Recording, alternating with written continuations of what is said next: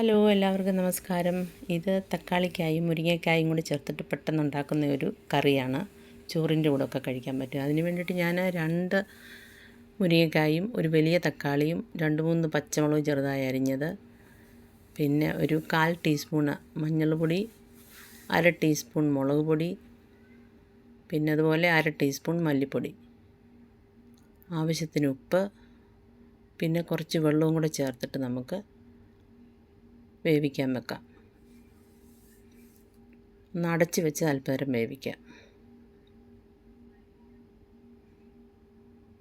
അപ്പോൾ ഇതെല്ലാം വെന്തിട്ടുണ്ട്, നല്ലതായിട്ട് വെന്തിട്ടുണ്ട്. ഇത് അരച്ച് ചേർക്കാനായിട്ട് ഞാൻ കുറച്ച് തേങ്ങയും വെളുത്തുള്ളിയും ജീരകവും കൂടി ചേർത്ത് അരച്ച് വെച്ചിട്ടുണ്ട്.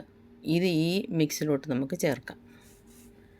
പിന്നെ ആവശ്യത്തിന് ലൂസിന് വേണ്ടിയിട്ട് കുറച്ച് വെള്ളവും കൂടെ ചേർക്കാം.